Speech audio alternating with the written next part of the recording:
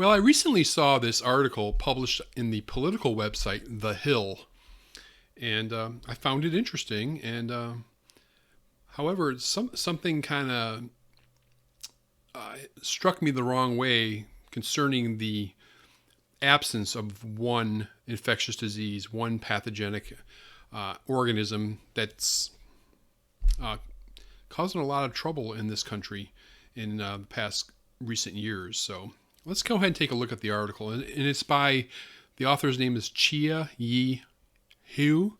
And I apologize if I didn't say your name correctly, but I did my best. And it's called The 10 Most Alarming Infectious Diseases in America Today. And she goes on to say that most of these infectious diseases have high numbers of reported cases in the U.S. are caused by bacteria.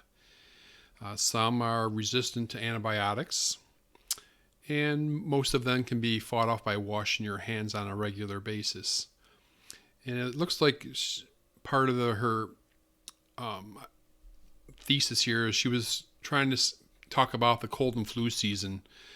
And of course, we are there, and it's early this year. But she wanted to make us aware of 10 other pathogenic infectious diseases that are around in the United States. And it's not a bad list. It's not a bad list. So we take a look at it, and it's Salmonella, of course, Staph aureus, which would include the resistant strains of MRSA and VRSA, which we've seen few. Another antibiotic-resistant bacterium problem, carbapenem-resistant Enterobacteriaceae. Lyme disease, of course, is a huge problem in the United States. Meningococcal disease, tuberculosis, syphilis, which is actually quite a serious problem in the U.S. and around the world, as this pathogen keeps on increasing in high numbers. Chlamydia, another sexually transmitted infection. Shigella, another enteric infection. And hepatitis C. One thing, the thing that stuck out to me that was not, I looked back at the title, the 10 most alarming infectious diseases in America today. Where was hepatitis A? I didn't see that. And let me try to make the case for why I thought it should have been in the article. Here's the latest numbers from the CDC. And it says, since the outbreaks were first identified in 2016, right, we saw 2 outbreaks in 2016, Michigan and California. That's where it got started. And now it's in more than half the states. What we've seen through November 22nd, according to the numbers that the CDC has compiled, 28,466 cases, 6 out of 10 of them required hospitalization. So more than 17,000 people required hospitalization and 288 fatalities. Very shocking, because when you think historically of hepatitis A, you don't typically think of death as an outcome to hepatitis A, but we've seen 288 fatalities in this country since the first outbreaks in 2016.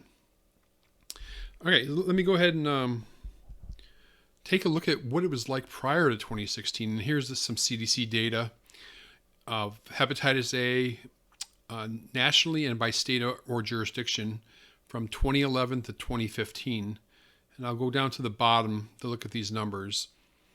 And in all of 2011, there was about 1,400 cases, over 1,500 cases in 2012, almost 1,800 cases in 2013. It dropped a lot to over 1,200 cases in 2014 and about 1,400 cases in 2015. So counting 2016, which there was only 2 states in the outbreak at that time, 2017, 2018, and 2019, there's been almost 30,000 cases since this time. So pretty significant in my view. It really started in August of 2016 with Michigan. That was the first outbreak that was really reported. And it said since the beginning of the outbreak in 2016, public health responses included blah, blah, blah. It goes over awareness, notification, education, outreach for vaccination. So Michigan really started out with a lot of cases early on, and it slowed down quite dramatically. And as of this week, there's 920 cases. 8 out of 10 patients required hospitalization, and 30 people died. The other state that saw the outbreak begin in 2016 was California. And they saw quite a few cases too, comparable to what Michigan saw. California experienced a large hepatitis A outbreak in 2016 to 2018. Although the outbreak in California is now over, right? There's been 2 outbreaks that started and have been declared over since this nationwide outbreak started. That's California 1 and Utah is 2. Although the outbreak in California is now over, other states continue to experience outbreaks in similar populations. And we're going to talk about those populations in a few minutes. But what I want to look at now is some of the states that have been hit the hardest since 2017 through today. And of course, the one that was hit the hardest so far is Kentucky. And we can look at these numbers over here right above my head. And that's almost 5,000 cases in Kentucky since the end of November 2017. 2,400 hospitalizations and the most in the country, 61 fatalities. So Kentucky's been hit the hardest, but in 2019, I believe the state that's been hit the hardest has been Florida. And if we take a look at Florida, the outbreak started in early 2018. And since the beginning of 2018, they've seen 3,673 hepatitis A cases. Just since this past January, there's been 3,125 hepatitis A cases in the state of Florida. And you can see how it's been in Florida year over year.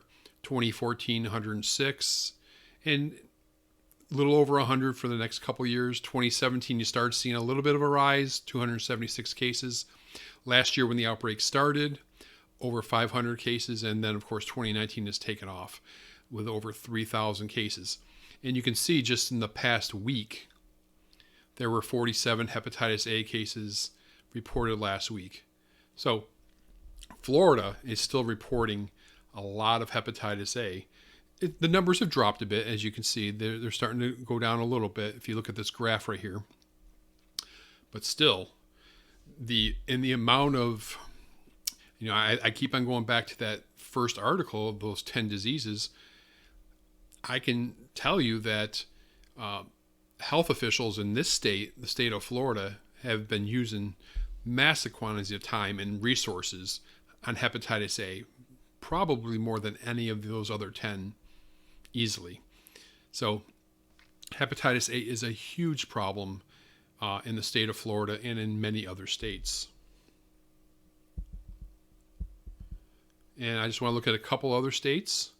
Another one that's been hit very hard since its outbreak started in 2018 is Ohio. And you can see almost every county in the state of Ohio has been hit with hepatitis A. There's only a handful, 6 counties that have not had a hepatitis A outbreak case.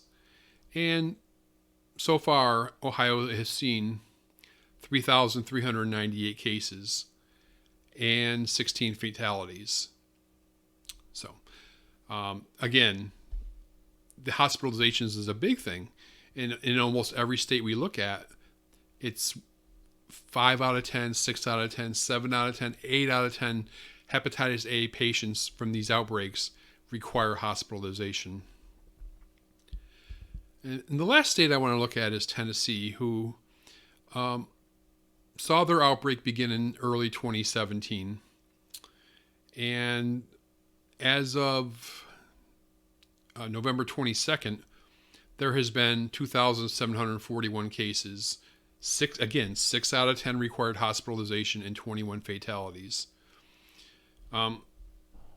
If I go back to the CDC page, we can see that there's a certain group of people that have been hit with hepatitis A in the past 2 to 3 years. And the CDC says the following. The following groups are at the highest risk for acquiring hepatitis A virus infection or developing serious complications from hepatitis A virus infection in these outbreaks, and should be offered the vaccine, the hepatitis A vaccine, in order to prevent or control an outbreak. And these are the populations, right? People who use drugs, both injection and non-injection drugs. And this is true state to state to state. People experiencing unstable housing or homelessness, men who have sex with men, people who are currently or were recently incarcerated, and people with chronic liver disease, including cirrhosis, hepatitis B, or hepatitis C. And there is a lot of co-infections in a lot of these cases, and this may account for such a high hospitalization and 288 fatalities throughout the country, because a lot of these cases are likely co-infections with a more serious hepatitis B or hepatitis C. So anyway, so I guess my whole point is, how did hepatitis A stay off of the list? Granted, I understand she had 10 spots and she had to pick what she thought was the top 10. But in my view, hepatitis A clearly should have been on that top 10 list. Anyway, that's all I got for you on this video. If you enjoyed it, please let us know. Like the video, subscribe to this channel, and please share it with your friends. That's how we get it known. That's how we get the channel to grow. And comment below and let us know what you think. And I'll see you next time on Outbreak News TV.